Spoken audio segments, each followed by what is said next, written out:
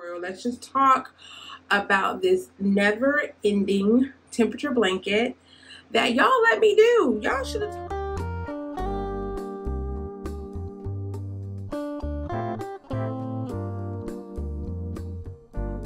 told me.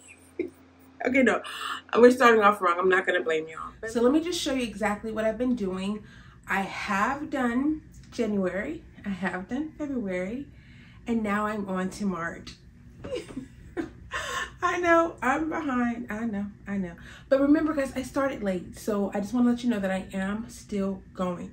But I want to just give you a quick little review of what it looks like. Now the blue yarn, I think I told you guys in my last video that the blue yarn is going to be my month divider. So when I go from January, I do blue yarn, February, you know what I'm saying? So this is my month divider. My dog. Month divider. So that's still attached because I am still working on that. But I do want you to see, obviously it's still really long. That hasn't changed. But it's now getting really, child, it's getting wide. So we've gotten 2 months down. Now we're working on March. And I want to just talk to you guys, see how you guys are doing, catch up on how this progress is going. But I did want to show you what this looks like. But you know guys, I've gotten really busy this summer. And no, pop it up, get off my blanket. Doop, doop, doop. You're messing up my yarn, Penny. Let's talk over there. If y'all can see her. Do y'all see her? This is what I'm dealing with. She wants to play with the ball.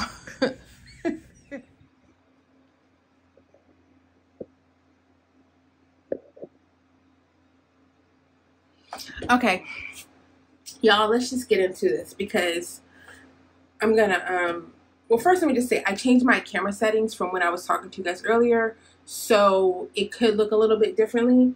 But guys, let me get into this. I'm gonna take off my nail polish while we're talking. I'm not gonna give up. I'm gonna keep going. I don't want you to think that that's what this video is. It's not me saying I'm throwing in the towel, but it is just me talking about the realistic expectations of creating a temperature blanket. Okay, so first and foremost, this blanket is going to be really big, right?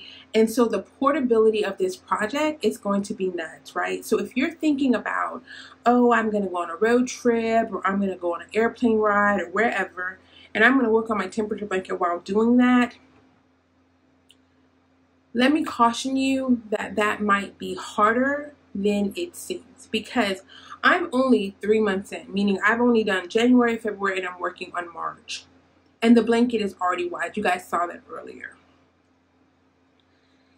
The benefit for me is I'm behind. So it's a blessing and a curse.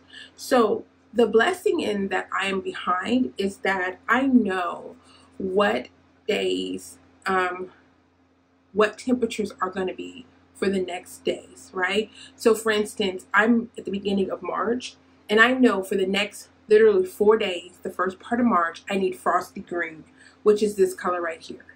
So because I'm still at the point where this blanket is not too wide, and I can take it with me when I go to my children's well, actually my one child's practices, I know that I can take the frosty green color, the blanket, and the crochet hook, and I'm good.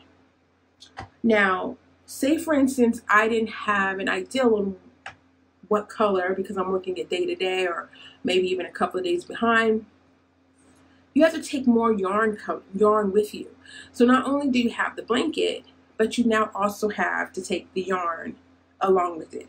And in my case, I have 2, 3, 4, 5, at least 5 colors that I've been working consistently throughout the blanket. So that's the pro and the con of working behind versus working ahead. So I like the ideal that I'm behind and that I can go look at my little chart here, and I know that this is the AccuWeather for my area for the whole month of March. Being that March is already passed, so I can figure that out. So I know that, you know, I'm gonna have 6 days of frosty color, 2 days of the white, you know, things like that. That's a benefit. But with that same benefit, I'm behind. Like, I'm so behind. Like, we're now in May. We're going to be in June. And I'm still pressing along. And it's kind of discouraging a little bit, right? Because you're so far behind. And if you're the type of person that sets goals and you want to meet that goal, you feel like, I got to do double time to catch up. And that was initially what I thought I was going to do. I thought I could work 5 rows for this number of days, and then I would be caught up by March. Yeah. That was high expectations, because you know why? I'm a slow crocheter for starters, right? It takes me about 30 minutes, 25 to 30 minutes to complete 1 row all the way across.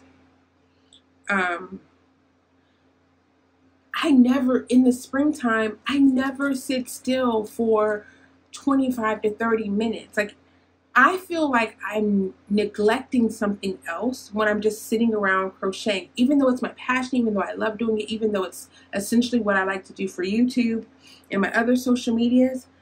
In the spring, I should be watering my plants. I should be pruning something. I should be propagating something. I should be planting seeds. I should be dehydrating. I should be, seed collecting. Like, there's so many things that I could be doing in the spring, even some of the fall and the late summer, that has absolutely nothing to do with me sitting around and crocheting. And I love crocheting.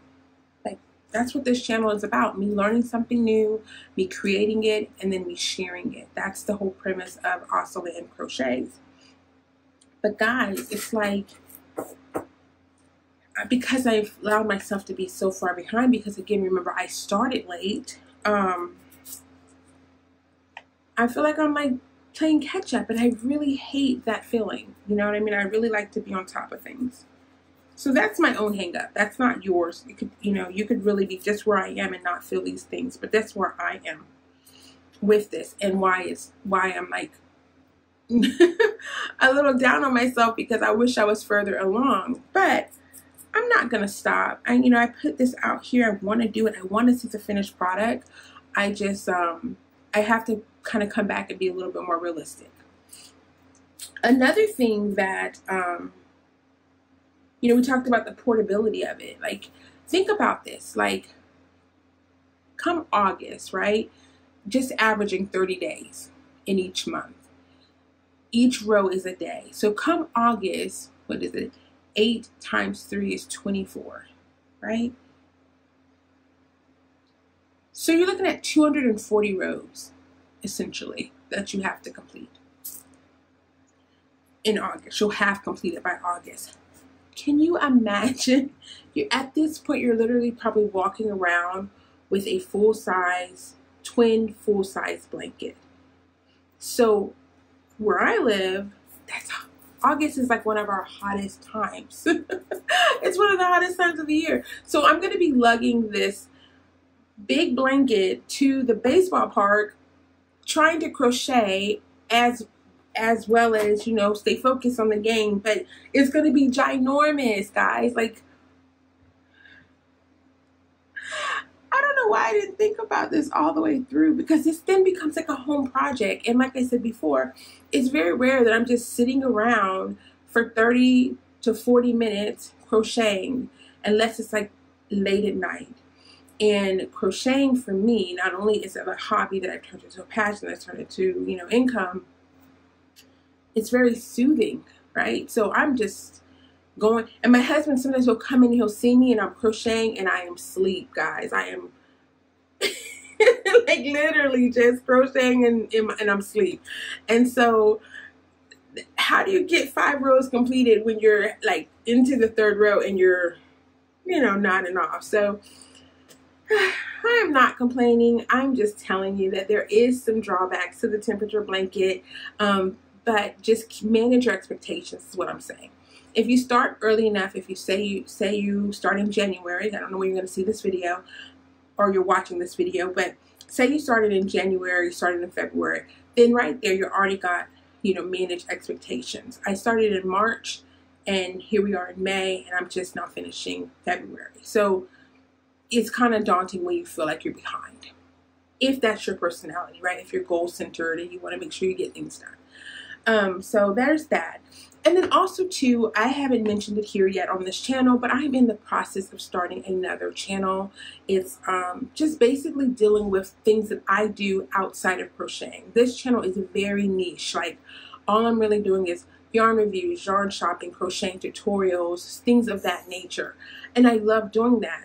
But it's such a concentrated part of what I do. Like, literally, probably between the months of March all the way till maybe August, September, I'm literally like doing so many other things. So I would love to have a place where I can kind of catalog that knowledge. If I'm not cooking, I'm not learning a new recipe, if I'm not dehydrating food, if I'm not trying to learn how to sew or trying to learn how to embroider, I want to have a place where I can put that information. And this channel, that's how that started. I started my website that same way. I started this channel the same way. It was me learning something and then having a place to catalog everything that I've learned. And so I want to have another space for that. So I will have another channel. It's called Ahsel Behind the Scenes. And really that's just me behind the scenes of Ahsel Crocheting. And many people keep saying, well, why do you keep using the name Ahsel? Ahsel is just the brand that I created. It was my nickname, Felicia. I flipped those letters around. I created Ahsel, and then Ann is part of my middle name. So that's where that concept comes from. Not everybody knows that. And some people call me Ahsel, and I have no issues with that because it's just like an extension of my nickname. It's an extension of who I am. So I'm okay with that, but that's what the new channel is going to be. You know, I would love to see some of you guys come over there if you're interested in things that are dealing with non-crochet related stuff. Now, I'm not saying that I won't talk about yarn on that channel, because that is also a part of me. Editing these videos is a part of what I do. I would love to show those type of things, just behind the scenes. What do I do in the yard? How am I growing my collards? How am I growing my tomatoes? Things like that. You know, anyway. I don't want to keep talking because, you know, guys, I can get on here. I really should just go live so we can kind of interact, but, you know, that's just another thing. But yeah, I want to have another space on this social media platform that kind of allows me to catalog other things too. So that's it, guys. The temperature blanket is still on and popping. I'm still working it. It's just taking a little bit longer than I had hoped, and I'm not going to give up though. I will be back, if not sooner. It will definitely be later, like in, we're in May now. So maybe I'll be back in June with a March update. That's a goal. And yeah, so that's pretty much it, guys. I hope you guys have a wonderful day. If you have any questions, please interact with me down in the comment section down below. Subscribe to my channel. Look for my new channel. I'll make sure that I put the information over here too, so you guys know where to find that. And it's really, like I say, it's just behind the scenes. Everything else that I do that's not crochet related, and spending time with my family, all those things. So I hope to see you at the other channel, but I will be back on this one to give you more updates. I do have some new videos coming up. I have a I'm working with the brand. I'm just waiting for that video to get approved so you guys can see what I've done there. I also have a purse video that I'm working on. I'm also making a summer shawl that I hope that you guys can see this summer because the way it's working. All right, guys, I'll see you soon. Take care. God bless. Bye.